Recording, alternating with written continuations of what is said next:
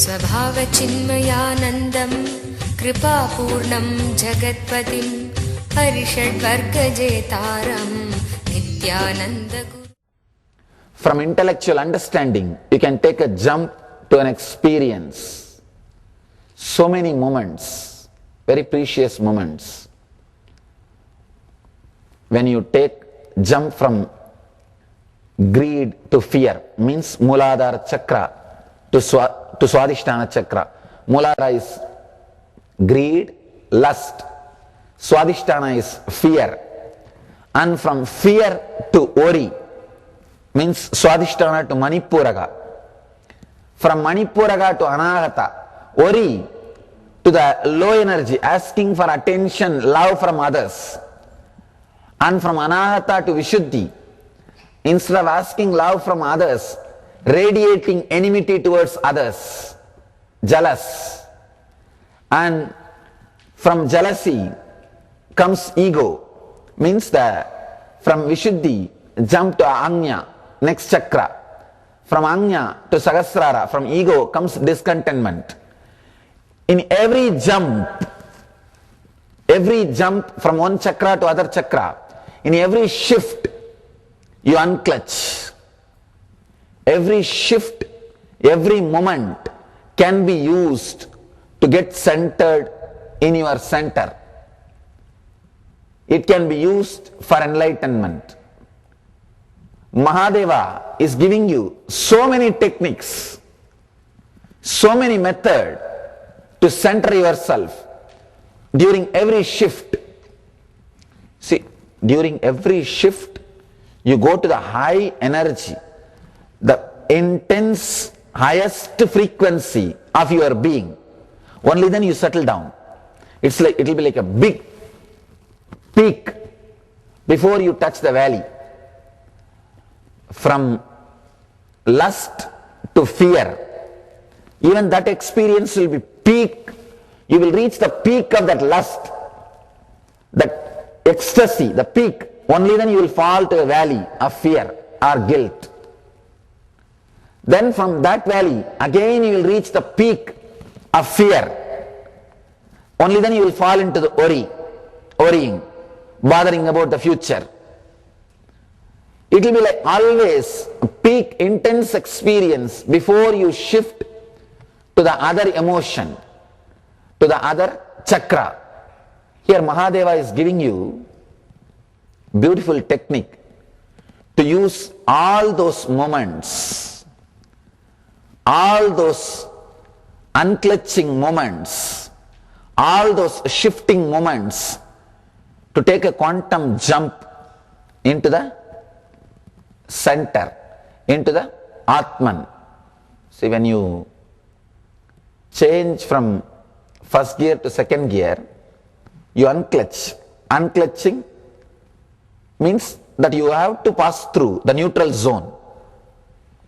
The neutral zone is your consciousness, your spiritual center, your enlightenment. Here, you can use that opportunity of shifting to center yourself. It will be very micro million second. You can say microsecond or whatever word you want to use. It will be a very short moment in which you can take the jump. Let's enter into the sutra. How Shiva is sharpening our awareness and helping us to take that jump. Actually, the enlightenment itself happens only in a fraction of a second. Training you to take that jump only takes years. Training you to catch that moment, be aware of that moment, only takes years. That very jump happens only in a fraction of a second. There is a beautiful Zen story.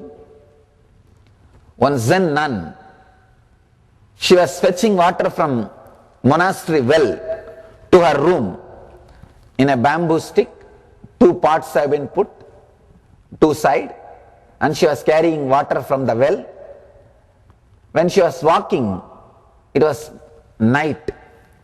She saw the reflection of the moon in that pot. The front side pot, in that water, the reflection of the moon was there.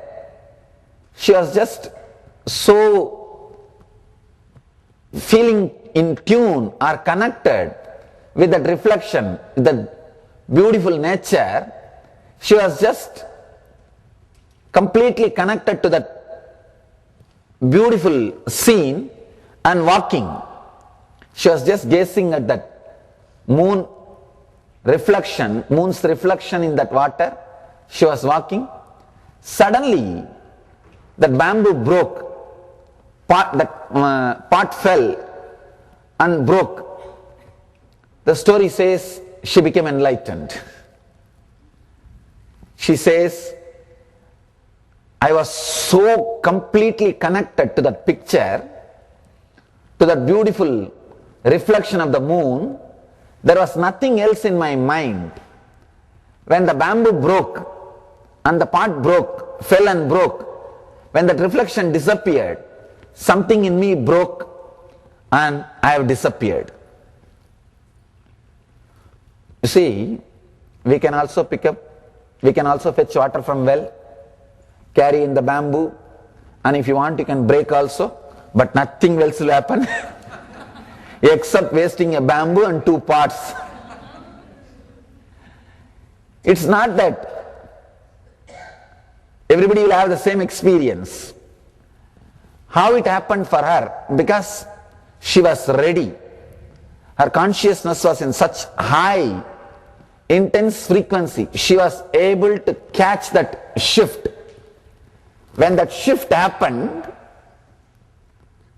she was able to be aware and catch that precious moment and center herself. She was able to catch that neutral space when that unclutching happened. All our tapas, our training is nothing but preparing ourselves to catch when that shifting, unclutching happens. Because that unclutching, that conscious shift happens in our life many times again and again. If you are not aware, you will miss it. For example, if that same scene happens in our life, you are carrying two parts with a bamboo. If it breaks, first thing, oh God, two parts gone. Either worry or fear or suffering. That will be the first thing you will experience. But if you are aware, if you are conscious enough, you can catch yourself before the suffering starts in your inner space. Before any suffering starts in your inner space, you are centered in your consciousness. You are centered in your Atman. Before every thought raises in you, you come back to your center. Do not think in your inner space thoughts are connected in a linear way. No. You can't jump from one thought to other thought. No. From one thought, you go back to your center, then next thought. So, no two thoughts in you is directly connected. The connection is only to your center. Each thought is directly connected to your center. Because there are too many thoughts, you think the thoughts are directly connected to each other. No. Thought is matter, dead.